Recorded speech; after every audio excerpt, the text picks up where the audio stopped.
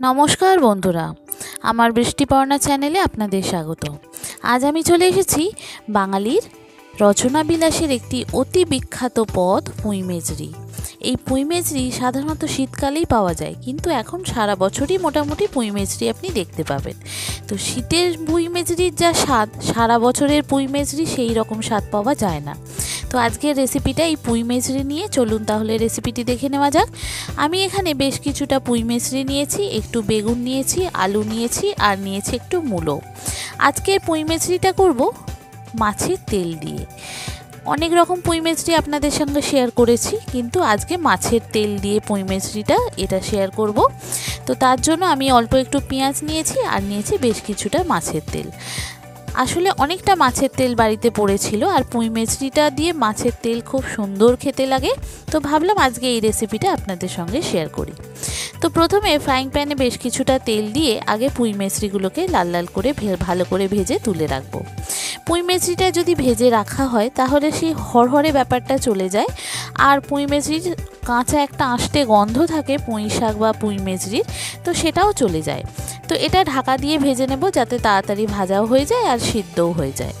দেখুন, আরেকবার দুবার তিনবার নেড়ে চেড়ে দিলাম, তাতে কি হবে, এটা ভালো করে ওলট পালট করে ভাজা হয়ে যাবে, এবং ভাজা হতে হতে দেখবেন কালারটা কিন্তু চেঞ্জ হয়ে গেছে।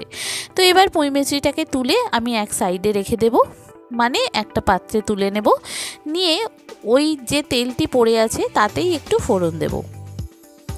এই রান্নাটা যেহেতু মাছের তেলে হবে, সেই জন্য আমি আলাদা করে এক্সট্রা কোনো বেশি তেল দেব না, পুরো রান্নাটাই কিন্তু মাছের তেলেতেই করব। তো ফ্রাইং প্যানে আমি দেখুন যে তেলটা পড়ে আছে, সেই তেলেতেই 5 ফোড়ন, তেজপাতা, শুকনো লঙ্কা আর সামান্য একটু জিরে ফোড়ন দিলাম। দিয়ে এটাকে একটু নাড়াচাড়া করে নেব। নিয়ে এবার আমি যে আলু মূলো কেটে রেখেছিলাম, পেঁয়াজ আলু মূলো, প্রথমে পেঁয়াজটা দেব, তারপরে আলুটা, তারপরে মূলোটা দিয়ে এটা ভালো করে একটু ভেজে নেব, নাড়াচাড়া করে নেব। এখানে তেল বেশি দিলে কিন্তু তেলটা অত্যধিক তেল হয়ে যাবে। মাছের তেলেতেই এই রান্নাটি আমি করব। এবার পরিমাণ মতো নুন দিয়ে দিলাম, দিয়ে ঢাকা দিয়ে ভাজতে ভাজতে দেখুন অনেকটা মজে গেছে। এবার আমি ওই আলু আর মূলো পেঁয়াজকে একটু সাইড করে নিয়ে মাঝখানে মাছের তেলটা দিয়ে দেব।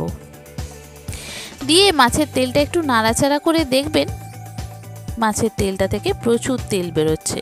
তো এই তেলটাতেই কিন্তু এই রান্নাটি অনেক সুন্দর খেতে লাগবে, অনেক ভালো খেতে লাগবে। তো এইভাবেই আমি রান্নাটি করেছিলাম। এটা একটু ভালো করে ভাজতে হবে, যতটা ভালো করে ভাজবেন দেখবেন প্রচুর তেল বেরিয়ে যাচ্ছে।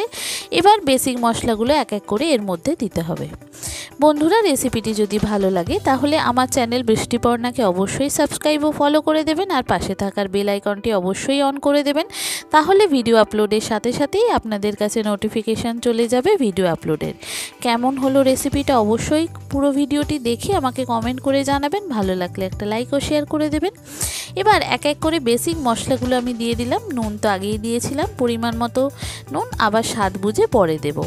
এবার নুন, হলুদ, জিরে গুঁড়ো, ধনে গুঁড়ো, লঙ্কার গুঁড়ো, সামান্য একটু আদার পাউডার দিয়েছি, আর দিয়েছি সামান্য একটু চিনি, দিয়ে এটাকে ভালো করে কষিয়ে নিচ্ছি। এই মশলাটা মাছের তেলের সঙ্গে ভালো করে কষানো হয়ে গেলে যে বেগুনটা নিয়েছিলাম, বেগুনটা এবার দিয়ে দেব। প্রথমেই যদি বেগুনটা দিয়ে দিতাম তাহলে কিন্তু তেলটা টেনে নিত, তো সেই কারণে আমি আগে মশলাটা কষিয়ে নিয়ে তারপর বেগুনটা আর পুঁই মেজরিটা দিয়েছি এখানে। দেখুন, পুঁই মেজরি বেগুন খুব ভালো করে এখানে নাড়াচাড়া করে ভালো করে কষিয়ে নেব। যদি কাঁচা গন্ধটা মশলার চলে গিয়ে থাকে তাহলে পরিমাণ মতো অল্প জল দেব, দিয়ে এটা সিদ্ধ হতে দিয়ে দেব।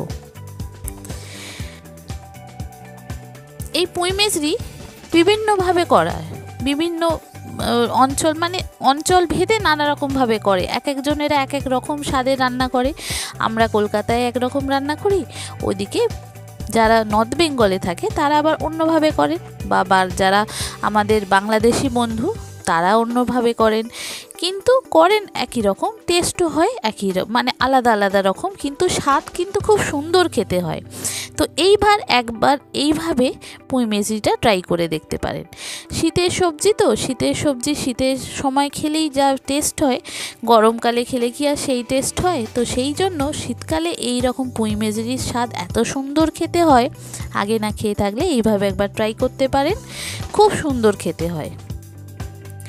এবার জল দিয়ে আমি এটা সিদ্ধ হওয়ার জন্য দিয়ে দিয়েছি। মাঝখানে দেখে নিয়েছিলাম, একটু নাড়াচাড়া করে নিয়েছিলাম সবজিগুলো সিদ্ধ হয়েছে কিনা, আর একটু নুনটা চেক করে নেব। নুনটা যদি লাগে নুনটা একটু পরিমাণ মতো দেব। আর এই তরকারি একটু মাখো মাখোই খেতে ভালো লাগে, তো সেই জন্য জলটা একদম শুকনো হয়ে যাবে আর সবজিগুলো সিদ্ধ হয়ে যাবে। সেই রকম মাখো মাখো করেই নামাবো। বাঙালিদের তো শুধু তরকারি হলেই চলে না, ঝোল, মাছের ঝোল বা ঝাল বা ডাল, একটা তরকারি পদ থাকেই।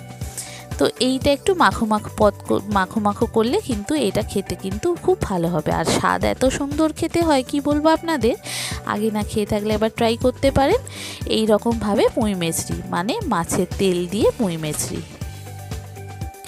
দেখুন একদম জলটা শুকনো শুকনো হয়ে আসছে। আর এখানে আমি নুন ঝালটাও একটু চেক করে নিয়েছি, নিয়ে তারপরে এটা একদম গ্রেভিটা ঘন হয়ে যাবে, তারপরে এটা নামাবো।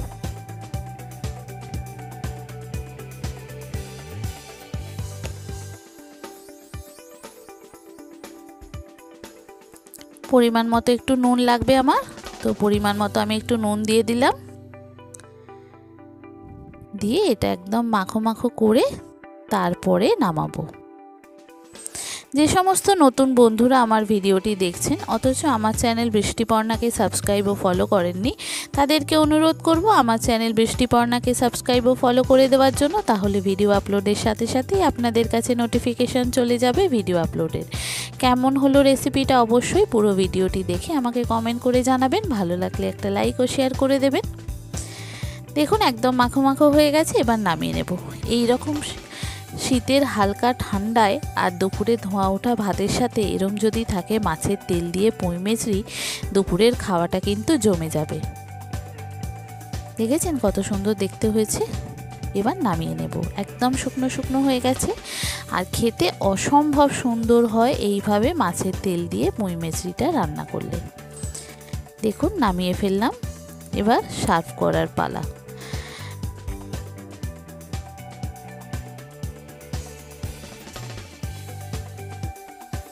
দেখেছেন কত সুন্দর দেখতে হয়েছে। এইভাবে একবার বন্ধুরা ট্রাই করতে পারেন, খুব সুন্দর খেতে হয় এইভাবে পুঁই মেচড়িটা।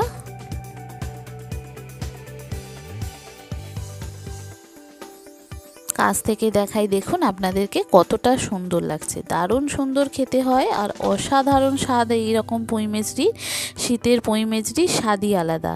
দেখুন তো কত সুন্দর দেখতে লাগছে, খেতে অপরূপ সুন্দর হয় এই রকমভাবে করতে। যতটা দেখতে সুন্দর হয়েছে খেতে আরও সুন্দর। কেমন হলো জানাবেন। ভালো থাকলে একটা লাইক ও শেয়ার করে দেবেন। নতুনরা অবশ্যই সাবস্ক্রাইব ও ফলো করে আমার পাশে থাকবেন। ভালো থাকবেন, সাবধানে থাকবেন, সুস্থ থাকবেন। থ্যাংক ইউ বন্ধুরা।